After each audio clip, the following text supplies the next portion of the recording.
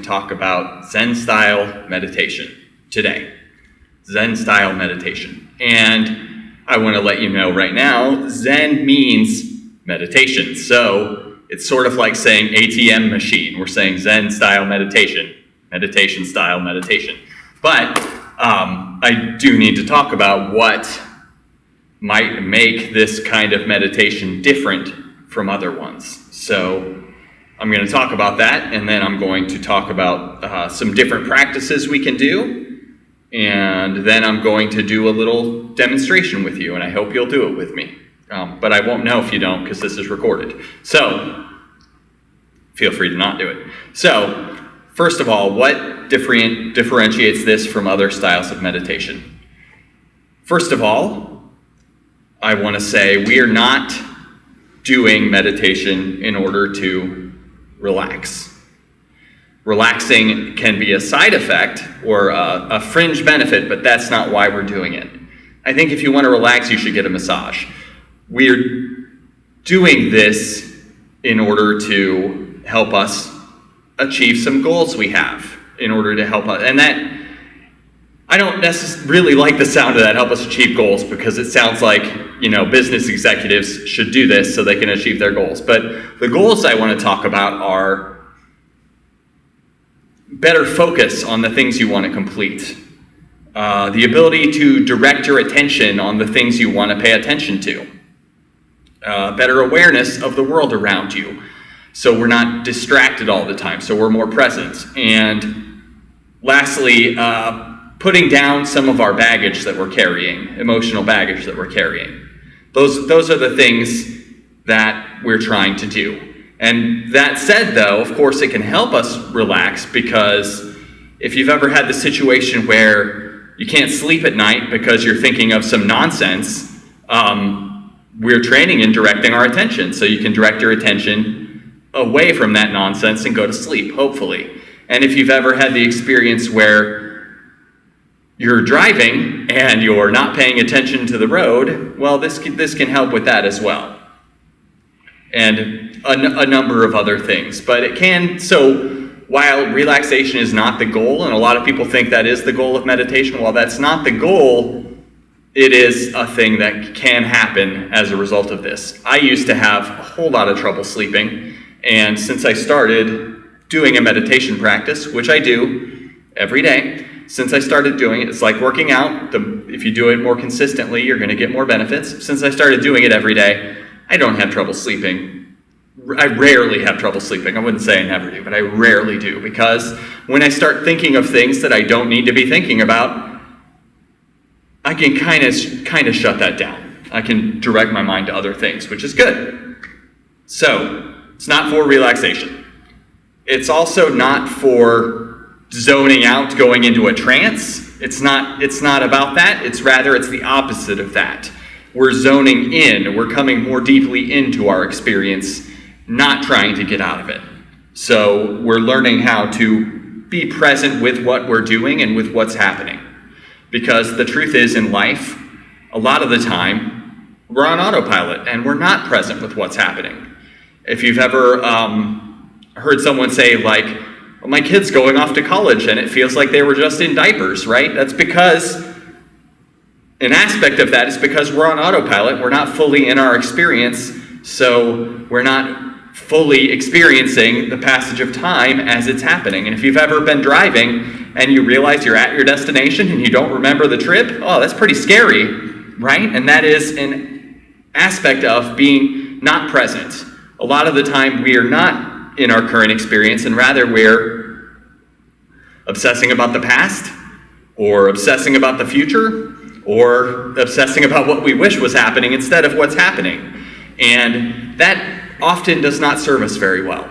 The truth is that if you're not paying attention to the world around you, if your awareness is fractured and being pulled in all these different directions, it's really easy for people to sell you stuff. It's really easy, and the people that want to sell you stuff know that. So in a sense, it can be very empowering to train in attention and awareness, because it's not always our default state, and we're distracted and we're lost and we're confused a whole lot of the time. So that That is what this is about. That is what this is here to help us do. And just to compare it to some other forms of meditation, what we're not going to do is mentally recite a mantra, which is transcendental meditation. It's a very popular form of meditation. We're not doing that. And we're not going to visualize something. So in some meditation classes you may go to, you may have the experience where they tell you, like, imagine a beautiful flowing river or a glowing ball of light or whatever. We're not doing any of that stuff. And what's the other thing we're not doing? We're also not playing soft music. In some meditation classes, they will play soft music, and that, I think, is more meditation to help you relax, which is, again, not what we're doing. So, all of that being said, what are we doing?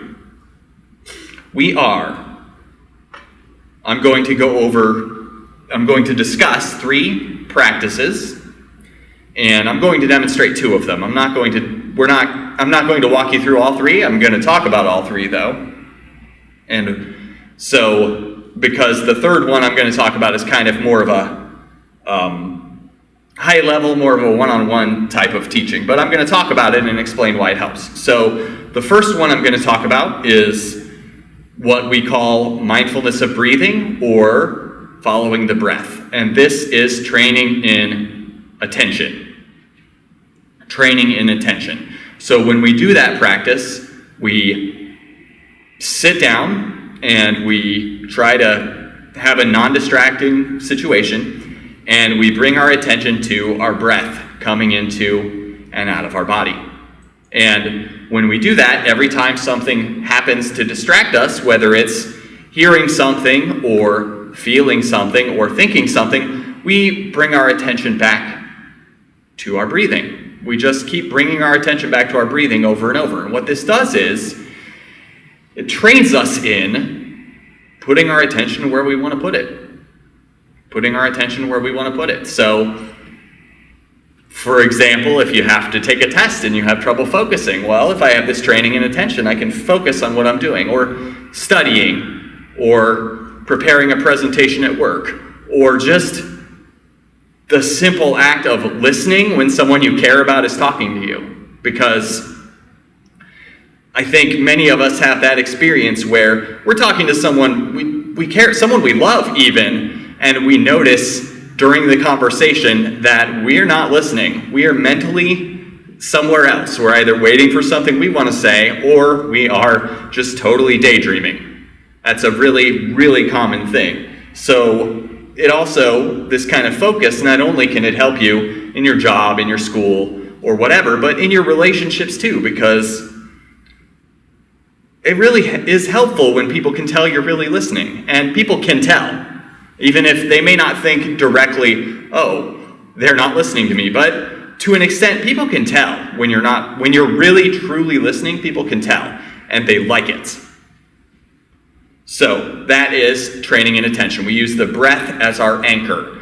The breath is a good anchor because, 1, it's always with us, and 2, we don't think about it. We don't bring a lot of attention to it. Unless we have a problem with our breathing, which of course plenty of people do, but unless we have a problem, we don't even think about how we're breathing. So that makes it a good thing for us to bring our focus to, because it's something we don't focus on much in our lives. And the second thing we are going to talk about training in is awareness. And this, the breath is a little bit of an easier practice for many people. The training in awareness is a little bit harder. And so how do we do that? The way we do that, it's similar to the way we train in attention. We are going to sit and we are going to do nothing but notice everything that happens in our minds. So we're going to notice, oh, I'm daydreaming. Oh, I hear a weird sound. Oh, whatever. We're just going to notice that, and we're going to try not to get carried away by it. And that can be very hard. So what we want to do is we hear a sound, we want to just notice, I'm hearing a sound, but then not have that take us to the next thought of, what was that sound? Why did I hear that? Why the heck is that happening when I'm trying to meditate, right? We want to just notice we're hearing a sound, and then let it go like clouds passing in the sky. And that can be very, very hard to do, and that's why the foundation is training in attention, and then we switch to training in awareness. And that's exactly why, because the training in attention brings us a little bit more calm into our minds, so it gives us that opportunity to get ready for the training in awareness. I say the training in awareness is where the magic really happens, because it really gives us clarity in life, so we can see the world around us more clearly, and if we see the world around us more clearly, we make better decisions. We make better decisions if we see clearly than if we don't. And we know from many studies that human beings do not perceive the world very clearly a lot of the time. There are a lot of cases of like crimes are committed and police go by eyewitness testimony, and the testimony is not good at all.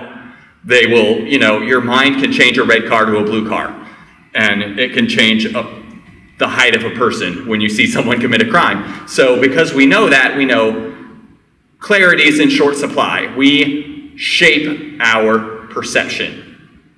And most importantly, we don't know we're doing it a lot of the time. So we train in awareness so that we see the world around us clearly, so that we know what's happening, rather than just a lot of the time we're engaging the world, but we're making up a story about what's happening.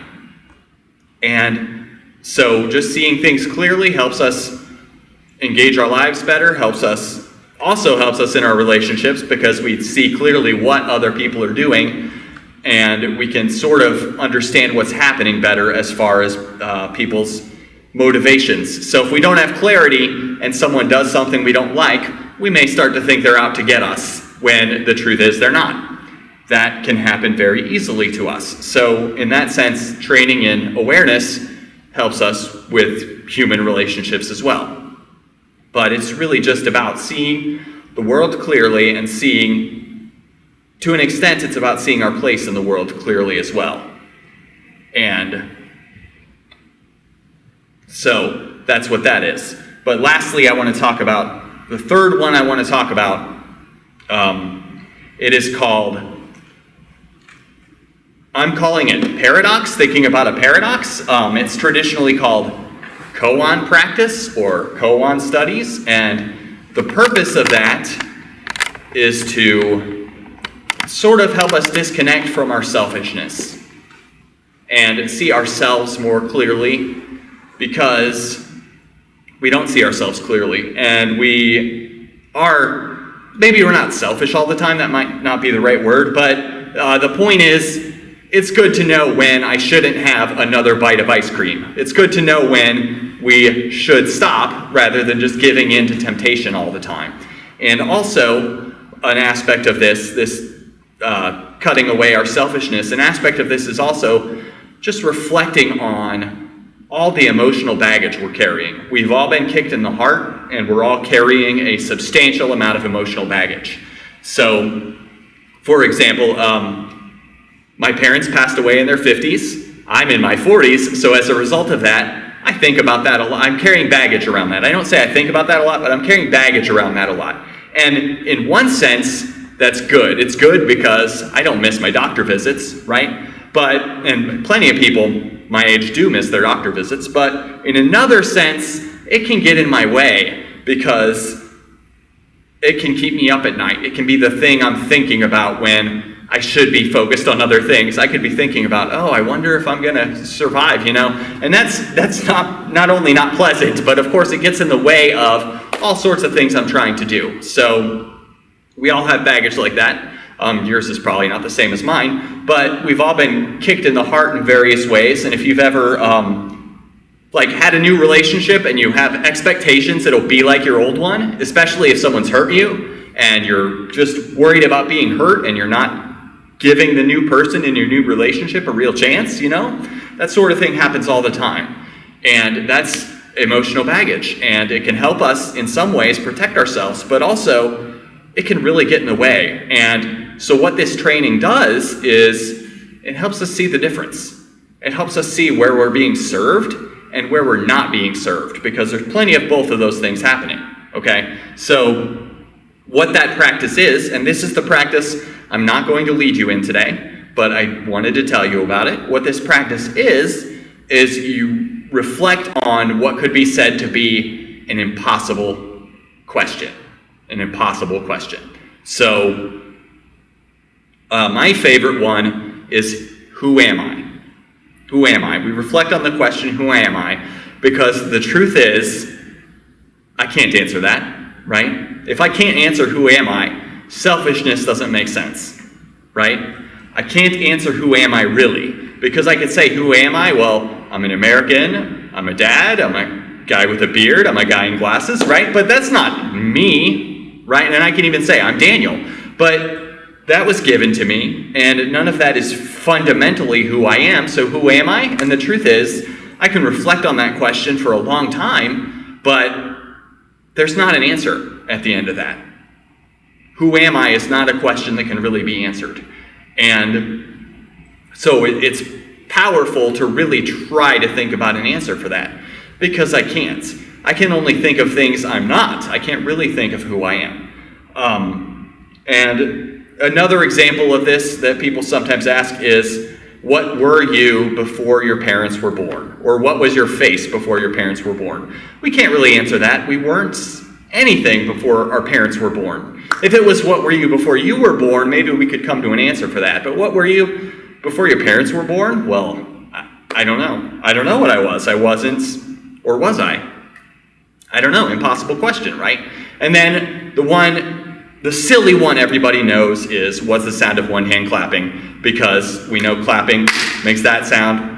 One hand can't clap. Why can't one hand clap? I don't know. That is the silly one everyone knows. That one's not my favorite, but that is an example of that. What's the sound of one hand clapping? There's no sound to it. So, I talked about that, I talked about that, I talked about that. So, one thing about meditation that we need to be very clear on is it is like working out. And by that I mean, if you do it consistently, you get results. When I first started meditating, I just did it when I felt like it. And you know what that led to? Not doing it. Not doing it much anyway. So it is just like if you have a weight set in your house and you just lift weights when you feel like it, well, that's probably not going to do very much, right? So routine is so important. And so that's why what I started doing was including it in my morning routine. So I get up and I go sit in my meditation area, which I have a little area set aside. And if you want to do this, you should too. But I go sit in my meditation area. I get up and I go to the bathroom and I brush my teeth, and then I go sit in my meditation area, and then I go shower and go through starting my day. That routine is the only way I'm able to do it, because the truth is that meditation, we know the profound benefits, but also I could just be watching Netflix, you know? Like, I have a million other things. Because I live in the modern world, and there are so many ways for us to entertain ourselves, I think sometimes we think, I have a right to be entertained all the time, and I shouldn't be bored. So, it can be easy to make excuses and just scroll my Facebook instead of meditating, or watch something on Netflix instead of meditating, or whatever. And so what we need to do is be determined to do it and set aside a routine to do it, because that's the only way, at least in my experience, that's the only way it's going to happen, is if a routine is set aside. And, okay, so now I'm going to talk about how we physically do it, and I'm going to sit down and I'm going to demonstrate for you the various things we need to do, okay? So, this is my Mr. Rogers moment. I'm going to take off my shoes. And I'm going to sit down here. Now, the traditional way this is done is by sitting on the floor, either with a cushion or pillow or without one. But that's the traditional way. And some people would say, you can't do this unless you sit on the floor. And I wholeheartedly disagree with that. I think if you want to sit in a chair, that's fine. I'm going to show you how to do it sitting on the floor. But if you want to sit on a chair, I think that's fine. We've spent all our lives sitting on chairs. We don't have a lot of sitting on the floor experience like the people that invented these practices did. They had a lot of sitting on the floor experience. We don't have a lot, okay? So, step one, most important thing, in my opinion, your spine has to be straight. Your spine has to be straight. When you start to slouch, your mind starts to wander. It will happen every time. You start to slouch, your mind starts to wander. I want to just touch on this really briefly. We tend to think of the mind and body as separate. Sometimes we tend to think that like we're a tiny person driving a car, and what our body is doing isn't affecting our mind, and that is completely false. Mind and body are totally connected. So how you're sitting, whether your back is straight, matters a whole lot. Just as nutrition matters a whole lot. You can eat things that make you an angrier person. You can eat things that make you a more relaxed person. So in that sense, mind and body are deeply and completely connected. So it does matter how you're arranging your body matters. Okay. So my back is straight, and the practice I do is an eyes open practice. So I am not going to close my eyes when I do this. What I'm going to do though is I'm going to look at a wall that's back there. And what I suggest is find something to look at that's not going to be distracting. Sometimes I look at the floor instead of a wall, but this floor actually has some sort of design on it, so it'll distract me a little bit. So I'm going to look at the wall back there. And what I advise you to do is find something to look at that's not incredibly distracting. And so, what do I do with my legs? Good question. So, I sit in what's called the half lotus position, which is one foot on top of one knee, one foot tucked underneath. A lot of people recommend the full lotus. Not flexible enough for it, but it's both feet on top. But if you want to sit in the old-fashioned cross-legged, that's fine. That's fine. What I have found is when I sit in the half lotus, my feet don't fall asleep. And when I sit in regular cross-legged, my feet do. If you're sitting in a chair, again, straighten your back and just firmly put your feet on the floor. Just firmly put your feet on the floor. And so hands, what do we do with our hands? It's important to have a plan for what we're doing with our hands because they can easily become a point of distraction. So there's two forms I recommend. And one is what we call relaxation, just hands on your knees. And the other is I call it the bowl. Some people call this the cosmic mudra. Mudra means hand position. I think makes it sound bigger than it is. It's hands in a bowl, just resting in my lap. Okay, so with the little time we have left, I'm going to just lead you in a couple of minutes of following the breath and then a couple of minutes of the open awareness practice, which some people call that Zazen, open awareness practice. So, I want you to begin by taking a deep, heavy breath. And then just bring your attention to the breath coming into and out of your body. There's two different ways to do this. One way is to just bring your attention to your nose, the way it comes in and out. And the other way is to bring your attention to the rise and fall of your belly. Because, again, these things are happening all the time. We just don't pay attention to them. I like to focus on my nose. When I used to teach meditation to kids, they always like to focus on their belly instead. Makes no difference. Just pick one and stick with it. And every time a thought or a daydream or a memory comes up to distract you, the breath is always there. Just bring your attention back to your breathing. Some people find it very helpful to count, and they mentally note 1 on the in-breath and 2 on the out-breath. In 1, out 2. In 1, out 2. So we will do this for just a couple of minutes, and then we will shift to the other practice.